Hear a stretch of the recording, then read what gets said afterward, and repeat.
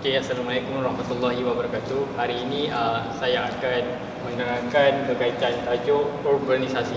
Okey, sebelum tu dalam tajuk ni kamu akan belajar 4 perkara, iaitu konsep dan proses urbanisasi. Yang kedua iaitu faktor yang mempengaruhi proses urbanisasi.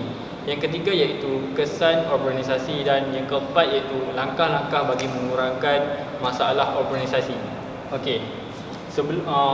Sebut je urbanisasi, kamu perlu bayangkan 3 perkara, iaitu pembangunan pesat, yang kedua iaitu jumlah penduduk yang tinggi, yang ketiga iaitu kos sara hidup yang tinggi. Okey, sebelum pergi lebih mendalam, kamu perlu tahu apa itu konsep urbanisasi. Okey, urbanisasi ini merupakan proses perubahan sesebuah kawasan menjadi bandar. Okey, kata kunci dia kat sini iaitu proses perubahan sesebuah kawasan menjadi bandar. Okey, yang kedua iaitu urbanisasi ini berlaku apabila penduduk di kawasan bandar itu telah melebihi 10,000 orang. Yang ketiga iaitu berlakunya perubahan struktur kegiatan ekonomi, iaitu daripada struktur ekonomi prima kepada sekunder dan tertier.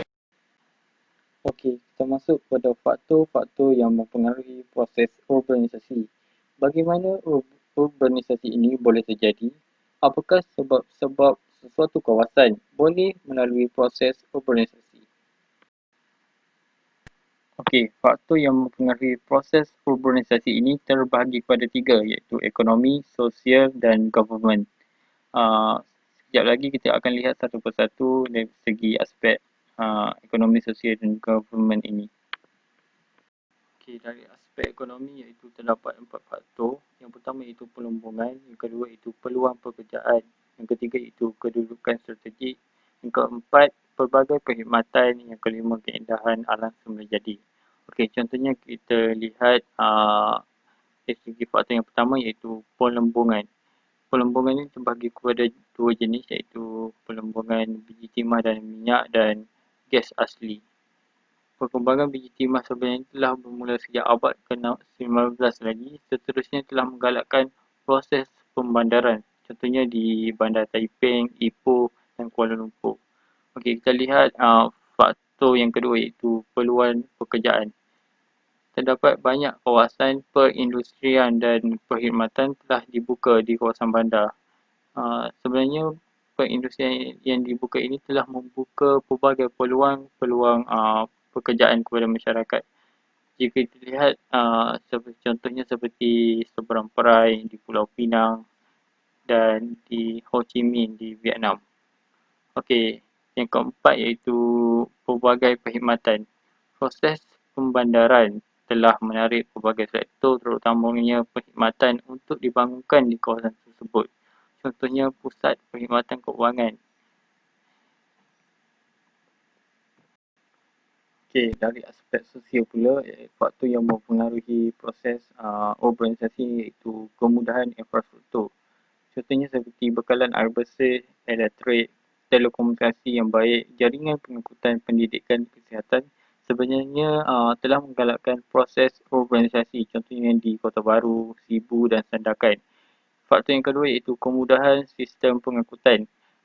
Perkembangan jaringan jalan raya kereta api telah membangunkan kawasan tersebut sehingga menjadi sebuah bandar. Contohnya Gemas di Negeri Sembilan, Air Keruh di Melaka. Faktor yang ketiga iaitu kemudahan pendidikan. Kemudahan pendidikan telah membawa peluang bandar tersebut telah semakin berkembang, menjadi semakin berkembang. Contohnya seperti UPSI, UTP dan sebagainya. Aspek yang ketiga iaitu governance, iaitu faktor yang pertama iaitu zon perdagangan bebas. Bandar-bandar telah berkembang kerana kerajaan telah menggalakkan perindustrian di kawasan beberapa bandar dengan menubuhkan zon perdagangan bebas. Yang kedua iaitu bandar satelit. Bandar satelit ini bermaksud bandar yang bergantung pada industri tempatan tetapi ada kaitan ekonomi dan struktur jaringan perhubungan dan pentadbiran dengan bandaraya berhampiran. Yang ketiga iaitu teknologi maklumat. Pembangunan teknologi maklumat telah menggalakkan proses urbanisasi melalui pusat urus niaga teknologi tinggi. Contohnya seperti di Cyberjaya di Selangor dan San Francisco di Amerika Syarikat. Okey, seterusnya kita masuk pada kesan urbanisasi. Kesan ni ada dua, iaitu kesan positif dan kesan negatif. Okey, sebentar lagi saya suruh kamu bayangkan tiga perkara, iaitu pembangunan pesat, jumlah penduduk yang tinggi dan kos sara hidup yang tinggi. Sebenarnya ia ada kaitan dengan kesan urbanisasi. Okey, kalau kita lihat yang pertama iaitu pembangunan pesat. Pembangunan pesat telah menyebabkan berlakunya perubahan landscape.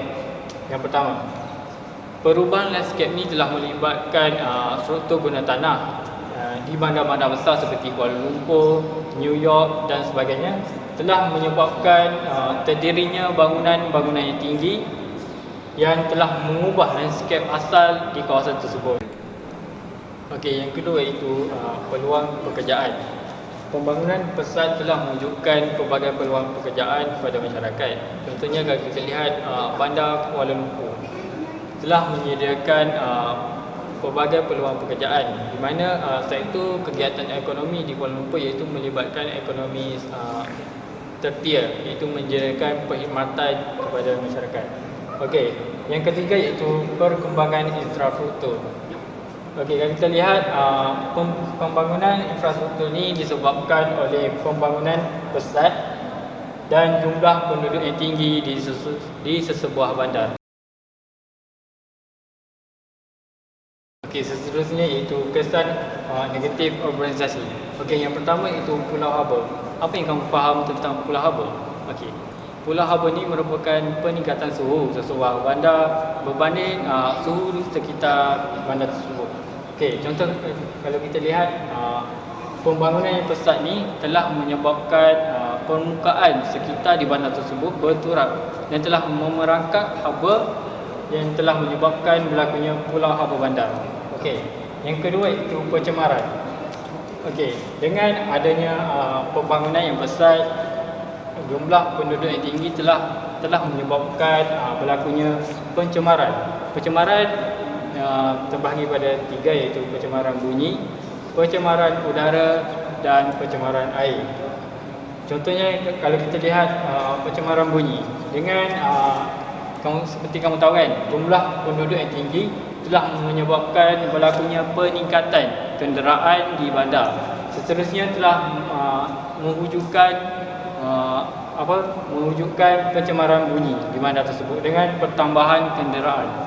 Okey, yang ketiga itu kesesakan lalu lintas. Okey, jumlah penduduk yang tinggi telah menyebabkan berlakunya pertambahan bilangan kenderaan yang telah menyebabkan kesesakan lalu lintas, seperti contohnya kalau kita lihat seperti bandar Kuala Lumpur yang sering berlaku kesesakan lalu lintas. Okey, yang keempat itu masalah sosial. Masalah sosial ni berlaku disebabkan oleh yang pertama iaitu jumlah penduduk yang tinggi, yang kedua iaitu kos sara hidup yang tinggi. Seperti yang kita tahu, pembandaran akan menyebabkan kos sara hidup yang tinggi dengan nilai guna tanah akan meningkat dan kos barang-barang domestik akan meningkat, yang telah menyebabkan berlakunya pelbagai masalah sosial seperti kecurian dan sebagainya. Okey, yang terakhir kita masuk kepada langkah mengurangkan masalah urbanisasi. Okey, langkah pertama iaitu mewujudkan kawasan hijau. Mewujudkan kawasan hijau dengan penanaman pokok, di mana pokok dapat menyerap karbon dioksida dan membebaskan oksigen.